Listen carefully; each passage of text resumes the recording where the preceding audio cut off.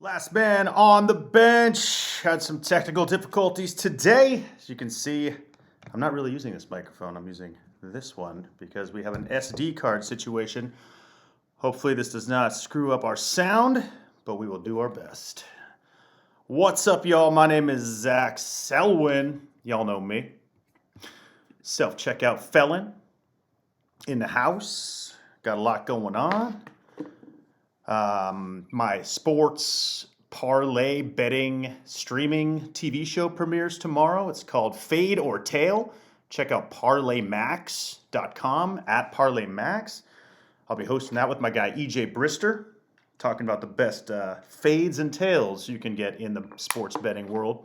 I hit a parlay last night, won $1,000. Thank you very much. Took the Rockets, took Jalen Green, took the Pelicans. Woo! Heck of a day. Heck of a day. But we're not talking about gambling today, no sir. We are talking about all things sports and all things fun, including March Madness, baby. We're going to get into that, get into the NIT tournament, all these teams that didn't get tournament selections and denied going to the NITs. Get the fuck out of here. Respect the game. That sucks. I'm going to talk about the Gradey Dick jersey exchange with Anthony Black. I don't know if anyone saw this, but it's amazing. I'm going to talk about my Jake Paul-Mike Tyson fight predictions, which are getting shaded by everybody on the internet. And then I'll probably play you my one-time rap song called Fanarchy on Verses, which was a song I did about all things sports, including the epic line, "I get more ass than Goose Gossage's mustache."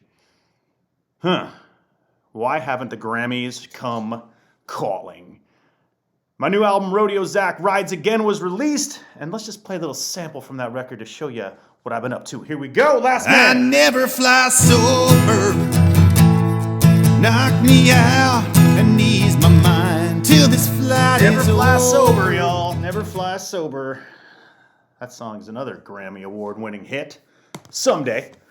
Y'all know me, Zach Selwyn. Let's get into this March Madness right now. It starts tomorrow. Well, the first four started last night. No one ever cares about the first four. Virginia lost. Howard lost. But the field is set. 64 teams. My bracket is looking nice. And I'm getting shit. I posted my bracket on my Instagram a couple days ago, and people, they were like, "You're stupid. Gonzaga's not losing. Nevada's not beating Dayton. Iowa State." I got Iowa State winning the whole thing. Everyone doesn't understand that Iowa State just beat Purdue. No one pays attention. That's a problem. People don't pay attention to college hoops because, it's just sort of not the NBA. But there's a lot of good teams. Here's my final four. I got Iowa State and Alabama. No one has those guys. On the other side of the bracket, I get Wisconsin and Tennessee with Dalton Connect. I love a good solid white boy in the NCAA tournament. It's a brave Final Four for sure. See? My fucking little headphone just fell out of my ears. I hate these stupid things. Now it's like caught in my pants. Nice crotch shot for the people there. Whatever. I'll have to get that later. As long as the sound is still going, it is. And then I got Iowa State facing off against Tennessee in the title game. We'll see what happens there. Look, Purdue, UConn, Houston, North Carolina, the number one seeds, they all look pretty unbeatable. But everyone always looks unbeatable in March Madness, which is why it's the greatest tournament in the world. And for all my Arizona basketball family, listen, I watched Arizona all year, every game. I know all about their streaks. I know all about their bad habits. And it all begins and ends with their guard play. Caleb Love, third-team All-American. Kylan Boswell should have been an All-American, just played so inconsistently. He's on that swing juice, as Vince Vaughn calls it in Curb Your Enthusiasm. I think everyone says he has a little bit of a drinking problem. I can't confirm that. He's only 19. But that's what all the fans are saying online. Kylan, if you do, I hope you put it together for the tournament because Arizona is going out early. And it's hard for me to say that as a diehard OG Arizona Wildcats fan, but I don't see them getting past the second round. They're not going to lose in the first round because Tommy Lloyd lost in the first round last year to Princeton, and he refuses to let Arizona lose again. If he does that, he could be out. No, he just signed an extension. He's a great coach. He's just got players that, this NIL thing, dude. This NIL thing. It's fucking up the game. Other good teams you can put money on to go far. NC State. They're on a roll. Wisconsin's on a roll. I got them in the finals. Oregon beat Arizona, beat Colorado, won the Pac-12 tourney. They look pretty good right now. I'm a believer in momentum in college basketball. It's all about who's the best team playing at the right time. We got UConn, of course. Everyone's betting on them to win it all. But don't count out teams like BYU. These guys all have this one player who no one will know about until the draft comes up. Like the guy on who I was watching who didn't make the tournament, Providence, Devin Carter. Kid's an NBA player. No one's ever heard of him because no one follows college hoops like I do. So anyway, I'll keep this short because a lot of people don't give a fuck about the tourney. They just sit at the bar and drink their IPAs and take a highlighter and knock off all their teams that they lost, hoping to win the office pool. And they always have like a Final Four with like 2 2 seeds and 2 1 seeds. That never happens. Happened once. There was one time when all 4 number 1 seeds made it, and that was 2008. I'm taking upsets. I don't think there's a clear-cut winner. If there is, it's UConn's the favorite. They're the number 1 overall seed. Houston looks unstoppable when they play well. But they're always going to run into a hot team. Auburn is a hot team in the East. Very hot team. Who knows what they can do? They can come through and just buzzsaw through the competition. It's anyone's game, and it's anyone's tourney. So if you're out there following brackets, go to @ZachSelwyn. Check out my tournament challenge bracket, and make sure to check out my bets tomorrow on Fade or Tail at Parlay Max. The other thing about this show, Fade or Tail, is when you chime in, you can get a chance to win a piece of the parlay if it hits. So last night we won $1,011.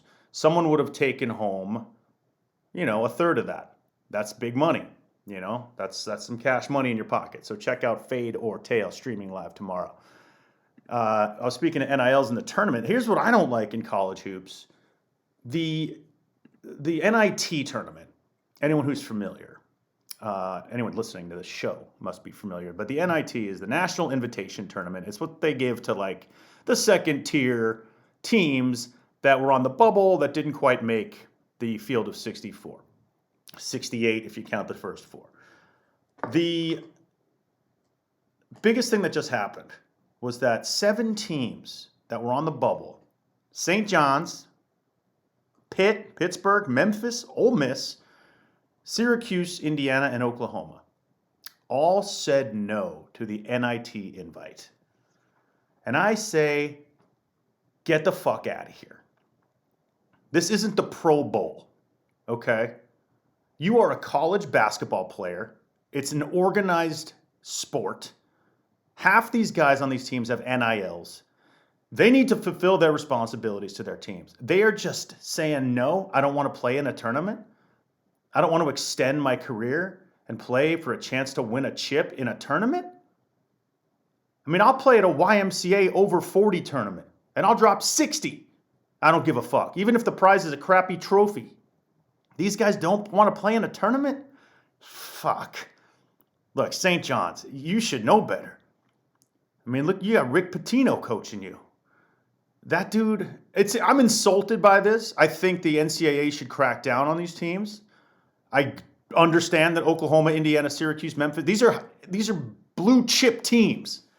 These teams are normally in the big tournament. So they're frustrated. I hear you. I'm sorry. I'm so sorry to hear that you're frustrated with your placing and your selection committee. But don't turn down the tournament, man. When you're 28 years old and you're out of basketball because you couldn't quite make it, you are going to wish you had one more run at a title in your early 20s. Shame on you. The NCAA needs to come down on them.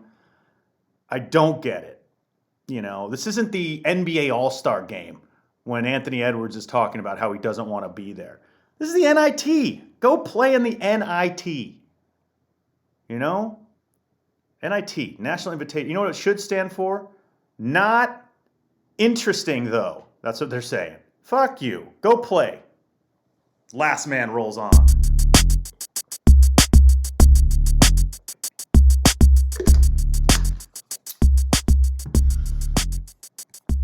The Black Dick jersey exchange. What am I talking about?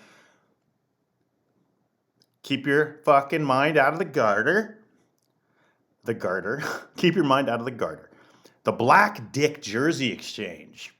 What am I talking about? Keep your minds out of the gutter.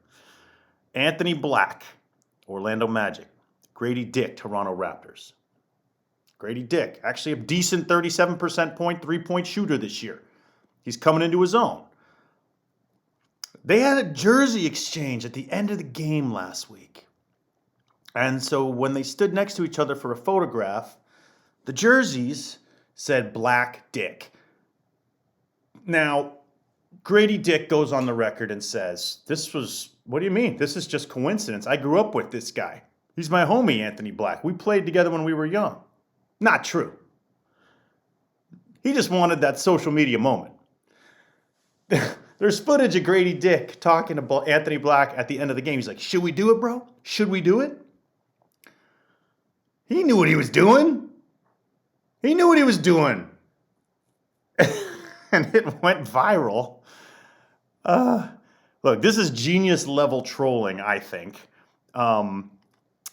Look, TikTok went crazy over it. It's been cut into different reels.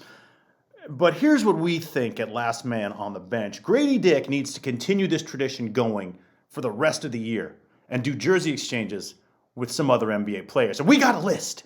We got a list of all the players that Gradey Dick needs to do a jersey exchange with. And we're going to start off with Derek White of the Boston Celtics. Because you got a Black Dick exchange, you need to have a White Dick exchange. So White Dick. Next, James Harden. Dick Harden. Easy. How about this one I like. J. Sean Tate. Right? So it could be dictate. As in the great buckwheat joke when he said, hey, Darla, how does my dictate? That's a Little Rascals reference. I think Eddie Murphy wrote that joke. I'm not sure, but it's hilarious. How about this one? LaMelo and Lonzo Ball. 2 balls and a dick. Easy money. PJ Tucker. Dick Tucker. I wish we had a graphic design team here because I would love to throw all of these up on the board as I'm saying it, but that's just not going to happen. There's no budget to this show. None. I don't even know how to say this guy's name. Onralp Bitem. Onuralp Bitem. Bitem Dick. Yes. That's a great fucking name. How about Jay Crowder? Dick Crowder. Woo! That sounds like some thirst trap on Instagram. I'm a Dick Crowder. I don't even know what this is. But Lugens Dort and Gradey Dick. Dort Dick. Don't want no Dort Dick man. Shout out 90s hip hop. Dort Dick. I don't know what that is. It just sounds like a great insult for anybody. Hey, whatever, Dort Dick. Trent Forrest, how about that? Dick Forrest. I know many a woman who would love to go hiking through a Dick Forest. What else we got? Alex Fudge. Fudge Dick. Or Dick Fudge. Ew. Take your pick there. Then there's Andrew Funk. Dick Funk. He's got to do a jersey exchange with Tyler Hero. That's a no-brainer. Dick Hero or Hero Dick. Huh. I like that one. Dick Hero. That sounds like a great detective or a video game character. How about all the Holiday brothers? Holiday Dick. Because we love getting Holiday Dick, don't we, ladies? Then there's Matt Hurt. Hurt Dick. Which is how, I think, what Dennis Rodman played with for the majority of his career. Moses Moody. You can have Moody Dick. Here's one of my favorites we came up with. Joshua Primo. Primo Dick. Do the jersey exchanges, Grady. All of these. Trevelyan Queen, Dick Queen, Garrett Temple, Dick Temple. Who am I leaving out? Comment below. Please. Marcus Smart. Smart Dick. It goes on and on and on. Get into the chat. Get into the comments. Tell us who we left off. If anyone wants to do some graphic design work and get Gradey Dick doing some exchanges with all these last names, I would love it. Until then, I got no budget for this show. We're looking for sponsors. We're looking for people. But there you go. The Gradey Dick jersey exchanges we need to see in this year's NBA. Last man.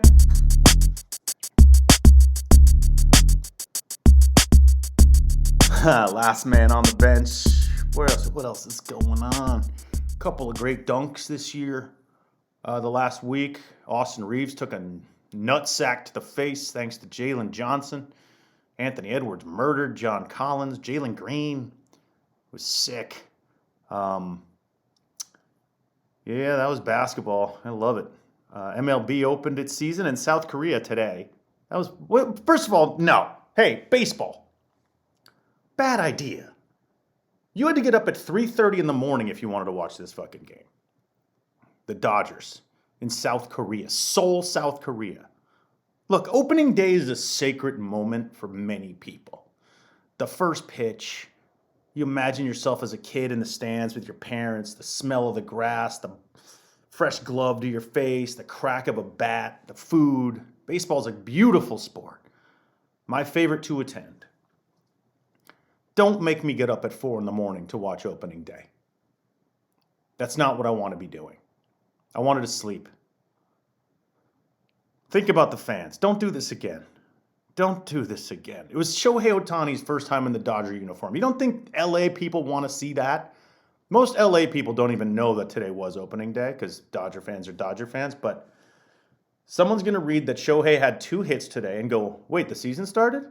Yeah, because they opened the fucking MLB season in Seoul, South Korea at 4 in the morning. Shame on you, MLB. I know you're expanding the game, but come on. The big moment of that game was that Shohei apparently hit a foul ball at 119 miles per hour into the roof of this stadium and cracked it. I would have loved to have seen that live. I'm not getting up at 3 in the morning. Holy shit. You know? It's like when the NFL plays in London and stuff. I don't care. When like Mexico City, I'm like, I'll watch Premier League, I'll watch soccer, I'll watch European stuff like that. But when we take our sports overseas and make Americans wake up and watch them at ungodly hours, it pisses me off. Sure, have I been to a pub to watch a Premier League match at 6 in the morning? Yes, I have. But those are special occasions, and every game means something. Opening day, you're meant to be sitting with your hand down your pants, cracking a beer, eating some salty, high triglycerides foods, and just chilling. But no, didn't happen. Didn't happen, my friends. So if you missed opening day, I apologize. But the MLB had different ideas.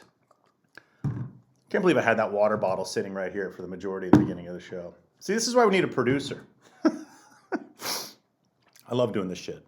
So I recently got sort of shaded and some bad feedback when I said I thought Jake Paul actually had a shot to beat Mike Tyson.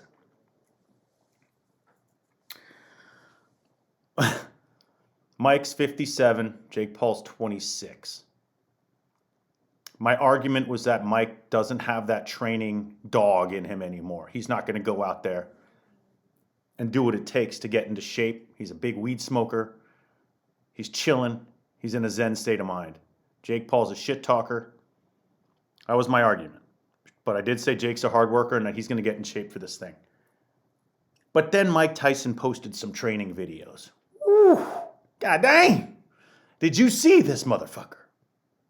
The speed was there. He was ducking and bobbing and weaving. Almost took like his trainer's head off. He was murdering the bag. And then he looks at Jake Paul. He looks at the camera and he goes, "You still want to mess with the god of war," or something like that? And I was like, I take it all back. Tyson is knocking this motherfucker into next week. I mean, probably should have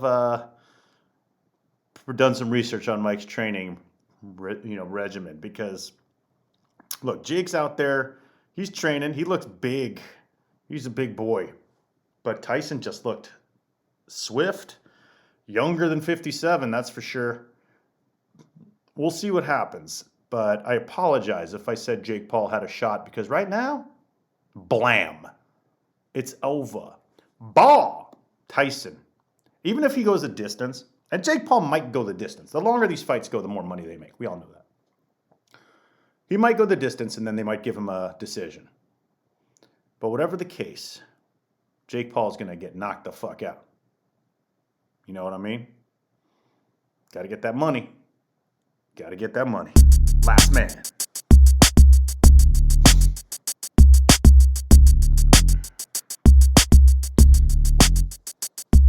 Primo Dick. Primo Dick. Let me get into this real fast. 2009, I get cast in a TV show. I don't know if any of y'all knew this, but I hosted Around the Horn back in the day.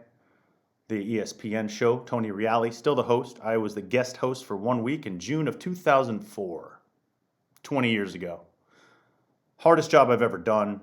You got to be slick. You're hitting the buttons. I'm going to Woody Page, Bill Cowlishaw, fucking Mariotti, all these guys, the legends. Michael Smith, shout out Michael Smith. These guys were very friendly, very nice to me. They helped me get through this job. It was extremely difficult. And you can't be sarcastic on that show, which I ultimately didn't know. I went real sarcastic on it. And ultimately, I think ESPN said, listen, you were good. We all liked having you there. But this isn't your show. We're giving it back to reality. And I did 4 episodes. That's all they asked me to do. It was a guest host thing. I wasn't like auditioning for it, but I think they would have, if people responded in a more positive way, I had a shot. But Reali was so nice, and he was such a good host. It's his show, and he just knew how to do it. But I was really having trouble getting in, jabs with these guys. And yet, by the day 3 or 4, I picked it up, and the last 2 episodes are really good. So what happened was in 2009, 5 years later, I had just finished Attack of the Show, which was the show I was on from 06 to 09. And I got a call to do a sports talk show called Fanarchy. This show was a webcam version of Around the Horn. So it was me sitting in a studio looking at 4 or 6 webcams of super fans across the country. Guys from New York, guys from California, guys from Chicago, Texas, you name it. And they all had an argument about their own team. So we had the Red Sox massholes. We had the New York guy from, the Yankee fan. And they just went after each other, and I moderated in the middle. And it was a pretty cool show. Versus was a network that was on for about 10 years. And, they had Sports Soup with Matt Eisman, who hosted American Ninja Warrior after I hosted that on G4. He was a really nice guy, too.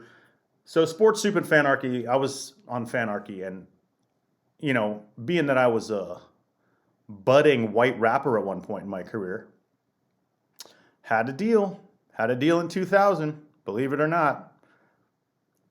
That's no joke. I actually had a white rapper deal. If you come see my shows today, I'm still freestyle flowing. Zachariah the Rhyme Messiah? You think I fuck around? To prove that I had bars, I still have bars. I was asked by Fanarchy to write a sports song for the show. A song about anything I wanted. So I did this. It's called Fanarchy on Verses. Listen for some of the lyrics, like I'm on long flights like Wade Boggs drinking 64 Miller Lights. I mean, it's just deep cut references to some of the best moments in sports. And I think you'll enjoy it. So check this out. This is called Fanarchy on Voices. This is called Fanarchy on Verses. And if you like it, I'll send you the visuals. Actually, if you're watching this video, I'll post the video here from YouTube, even though my lip syncing is awful. But the song is dope. Check this shit out. Here we go. What? I'll throw you out the game and tell you to hit the showers. I'm doing more drugs than my man Kenny Powers. Your career is over like R.J. Sowers. I'm jumping out the building like my name was Dwight Howard. Bill Cowher calls me when he need advice. I throw perfect spirals like Montana Rice. Strike out the side, even guys in the hole. I'll cut you off like Dale Murphy's cheek mole. A hole in one, just give me the 3-wood. My grandpa made 1 in 45 at Crestwood. I get drunk and play hoops just for the hell of it. Log 3-piner, good by Shot Elliott. I'm gonna get to do more games than Ralph Kiner. I met your girl in a jacuzzi with Matt Liner. I got behind her, then passed her to Mark Sanchez. Now I'm in the clubhouse drinking buds with Keith Hernandez. It's Fanarchy on verses, no rehearsing with persons, causing a disturbance, dispersing their words through their webcams and cursing. Fans just working their quirks in here on verses. Sometimes I quote Bob Uecker for no reason. Violent, a juvenile delinquent in the off season. I'm pleasing people like Alex Rodriguez, beating up pretenders like Pacquiao speedbags.